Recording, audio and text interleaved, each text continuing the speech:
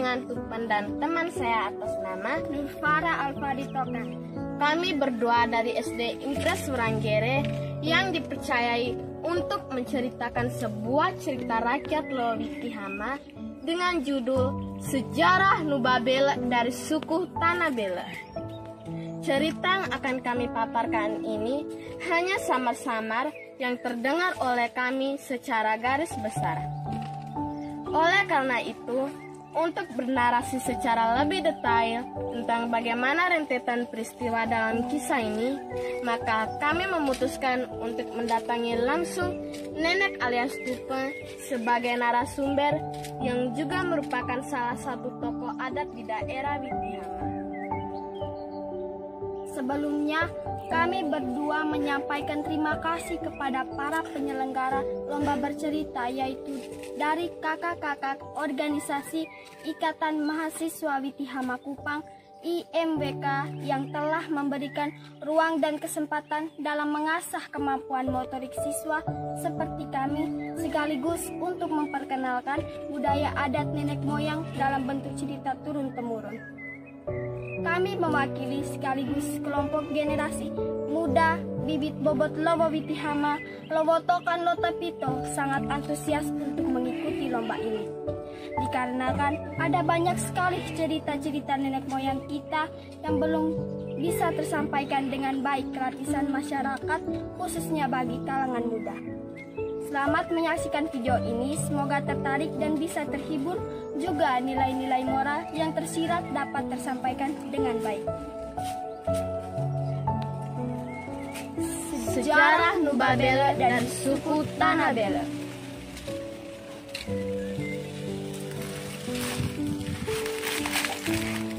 Sesejuk tetesan embun yang menyingkir dari datangnya sang fajar, memudarkan titik dingin yang menyelimuti diri, mewakili sekian ratus hati para penghuni bumi.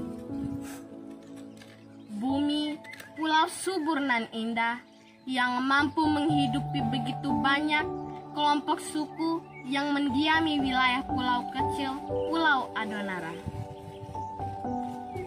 Pulau yang melahirkan sejuta tokoh adat dengan karakter dengan wibawa yang berbeda-beda, menguji ketangkasan, kegigihan dalam bertarung, membawa nama kelompok suku mendapati derajat yang lebih tinggi. Alkisah, dahulu sebelum menempati wilayah Witihama, yaitu wilayah yang kita tempati sekarang, para leluhur mulanya menempati wilayah barat dekat dengan wilayah suku Tokan. Wilayah yang ditempati tersebut dinamakan dengan wilayah Nilen Uli, sebuah perkampungan yang dihamburi oleh bulir-bulir nilen atau manik-manik kalung ketika para rakyatnya marah karena salah seorang dari kelompok mereka terbunuh. Nilen dihamburi ke seluruh permukaan tanah adalah nilen atau manik yang dibawa dari kota Serang. Dari situlah para leluhur kemudian memberi nama wilayah tersebut dengan Nilen Uli. Matahari menyapa hangat lewat senyum yang terlintas begitu saja, membumbung harapan para penghuni bumi yang mungkin akan jatuh ke tanah, terombang-ambing oleh permainan angin musim. Para masyarakat yang tengah sibuk meramu nasib, mengayun langkah, menata mata, menatap pada sekeliling semesta. Hidup mereka tergantung pada alam, seperti layaknya para lelaki yang tengah sibuk berburu pada malam hari, bertani di siang terik, hingga mengiris tuak di ujung tamarang. Tak hanya para lelaki saja, sebab sekelompok perempuan dengan wajah elok rupa menghiasi lekuk senyum di ujung bibir Anom. Mereka lebih memilih mengolah makanan yang tersedia oleh alam, bertani sembari, memanen hasil tani, menenun, juga meniti jagung. Hari terus bergeser, tumpukan awan membawa segerombol harap untuk segera mendapati penghempas haus pemuas dahaga. Masyarakat di daerah Nilen Uli sangat kekurangan air. Hidup dengan terus-terus menimba air dari sumber mata air yang sangat jauh dari wilayah Nilen Uli membuat mereka jadi kewalahan jika terjadinya kekeringan pada musim kemarau panjang. Dikarenakan bahwa di daerah mereka tak terdapat sumber mata air yang cukup bagi keperluan masyarakat, membuat mereka seringkali pergi mencari daerah-daerah yang memiliki sumber mata air atau aliran air yang deras. Sepenggal nama tersemat dalam jiwa. Di balik pesannya tertulis dalam sejarah, mengukir asa untuk kehidupan selanjutnya. Lamado, seorang pemimpin yang mampu membawa kelompok suku keluar dari wilayah Nilen Uli dan pergi mendiami wilayah Nada.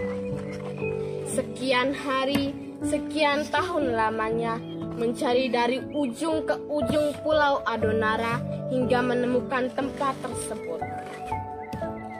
Para masyarakat Nilen Uli akhirnya memutuskan untuk pergi ke wilayah Nada. Setelah bermukim di daerah Nadak begitu lama, terjadilah perpecahan, yaitu perang tanding yang membuat daerah tersebut tidak terkontrol dengan baik. Perpecahan antar suku serta ketidakterimaan setiap kelompok mempertaruhkan banyak nyawa, sehingga darah tak berhenti menetesi bumi. Tak hanya itu, ketika mendiami wilayah Nadak, mereka belum membagi wilayah kekuasaan untuk batas kelompok-kelompok suku sehingga memicu keributan setiap harinya, berpuncak pada akhir sebuah perang tanding. Setelah terjadinya perang tanding, para rakyat memutuskan untuk turun ke bawah atau menempati wilayah Witihama yang kita tempati sekarang. Kepercayaan masyarakat bahwa daerah-daerah yang ditemukan pasti akan memberikan unsur keindahan dan kehidupan baru bagi siapapun yang menempatinya. Dikarenakan tak terrealisasikan pembagian wilayah ketika menempati Nadake, maka para leluhur kemudian membagi wilayah-wilayah untuk ditempati para kelompok-kelompok suku yang dahulu mendiami wilayah Nilen Uli. Sama seperti susunan pembagian saat masih di Nilen Uli, yaitu Tanah Bele mendiami wilayah di bagian utara. Daerah atau wilayah yang ditempati tersebut dinamakan dengan Nuba Bele. Tanah Bele juga merupakan suku yang berkuasa di daerah utara Witihama. Suku Tanah Bele lalu bermukim secara tetap di daerah Nuba Bele. Mereka mulai menjalani hari demi hari dengan segala kesibukan, dengan segala macam hiruk pikuk pada tahun-tahun berjalan. Mendapati mimpi yang berangsur-angsur nyata, beranak cucu hingga menambah kekuatan suku Tanah Bele.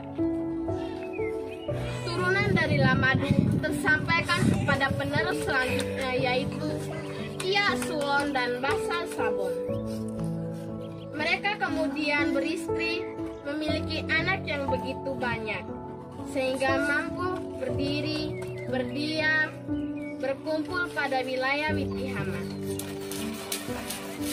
Dibuktikan dengan para anak-anak pewaris selanjutnya, yaitu Siba, Ama, dan Kopon Pewa.